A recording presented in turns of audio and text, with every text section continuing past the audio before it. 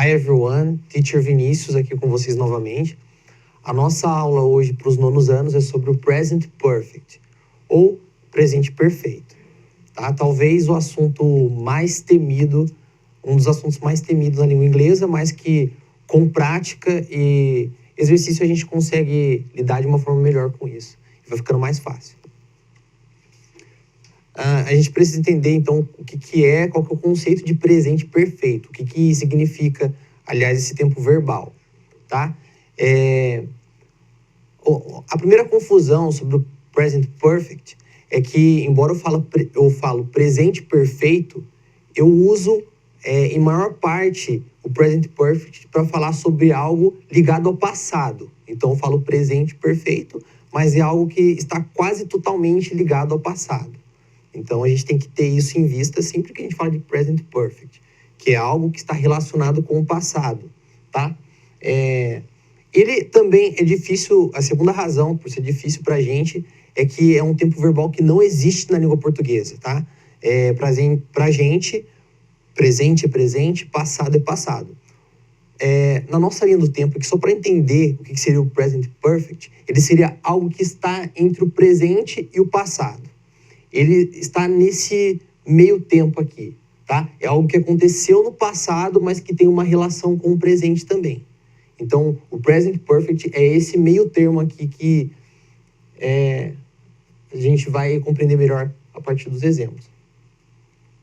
Para a gente falar do present perfect, como eu citei, que está muito ligado ao passado, a gente precisa saber a diferença dos verbos no passado simples e no passado que a gente chama de particípio, né? Ou participle in English.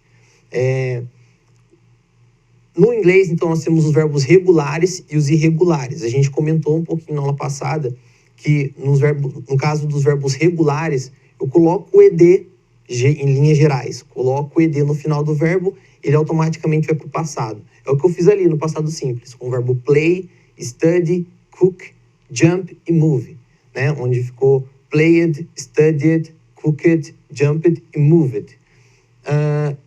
Vindo para o particípio, o que seria o passado particípio? Para nós, o passado particípio, ele é aquele passado quando, por exemplo, o passado simples seria eu joguei. No passado particípio, o verbo joguei seria jogado, tá? Então, quando o verbo tem essa terminação de ado, ido, é o particípio que a gente conhece. Então, os verbos regulares no passado particípio em inglês, ele vai manter a mesma forma do que no passado simples, tá? Mas, no caso dos verbos irregulares, onde aqui é um ponto que a gente precisa ter atenção, no caso dos verbos irregulares, eles têm uma forma própria para o passado simples e para o particípio. Por exemplo, o verbo to be, no passado particípio, ele é been, tá? O verbo break, ele é broken, no particípio.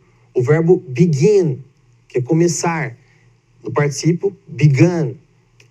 O verbo escolher, choose, no particípio, chosen, tá? Então, ele tem uma forma própria para o particípio, a forma dele no passado, ele não vai seguir essa regra de colocar o ED no final, tá? Por isso que esses verbos a gente tem que aprender eles dentro de um contexto, memorizando pouco a pouco, tá? Mas a partir dos exemplos a gente vai conseguir entender melhor por que a gente precisa saber disso tudo.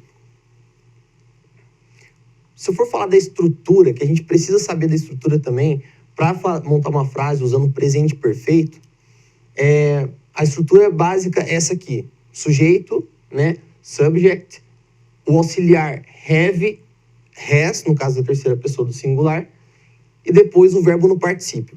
Tá aqui a chave porque a gente fala que é o presente perfeito, porque o have e o has, ele é jogado aqui na frase no presente. Então, o have e o has, quando eu for falar ele no present perfect, eu vou colocar ele no presente, não no passado.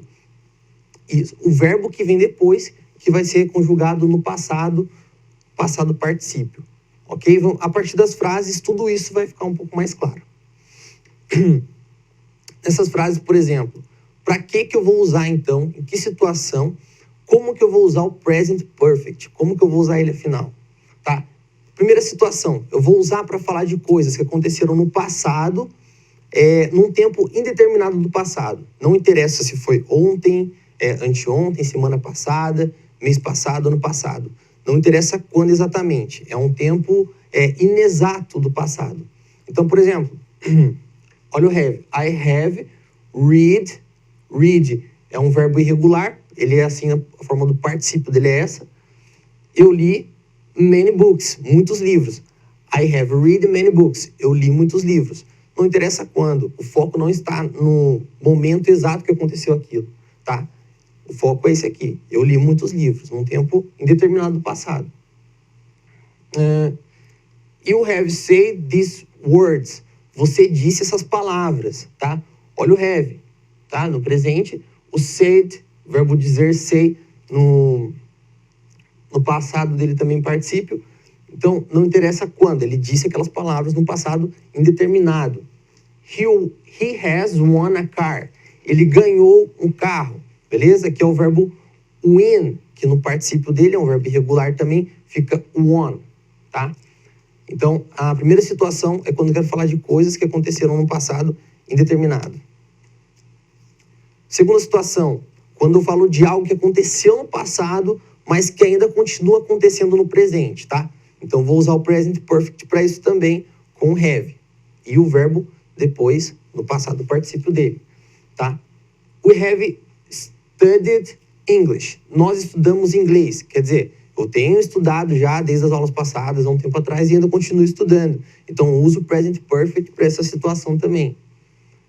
They have lived here since last year. Eles vivem aqui desde o ano passado. Então, se mudaram desde o ano passado e até hoje essa situação ela é presente também. Então, eu uso o present perfect para essa situação que aconteceu. Começou no passado e continua no presente. Por favor. I've eaten a lot. Eu comi muito. Terceira situação, então.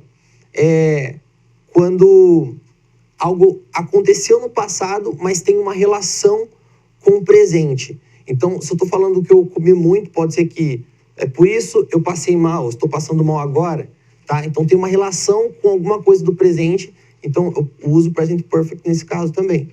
Então, the boy has been happy. O garoto foi feliz. Pode ser que eu esteja usando essa frase num contexto para indicar um estado, para falar porque que ele está triste agora no presente, porque aconteceu de diferente, tá? Algo que aconteceu no passado e tem relação com o presente. Vinícius has played video game. Vinícius jogou videogame, tá? Pode ser que eu esteja falando isso porque para justificar uma outra situação que aconteceu no presente. Ok? Muito bem. Então, resumidamente, a gente usa o present perfect, aquela estrutura lá de sujeito, o auxiliar have e has no presente e o verbo no particípio. Para quê? Para falar de coisas que aconteceram num tempo indefinido no passado, não interessa quando exatamente, para ações que começaram no passado e continuam no presente, e para falar de algo que aconteceu no passado e que tem uma forte relação com o presente ainda, ok? Muito bem. O present perfect a gente só vai compreender depois que a gente exercitar bastante ele e se acostumar com esse tempo verbal. Então, para isso, eu sugiro que você tente construir algumas frases utilizando esse tempo verbal, ok? That's it. Até a próxima. See you.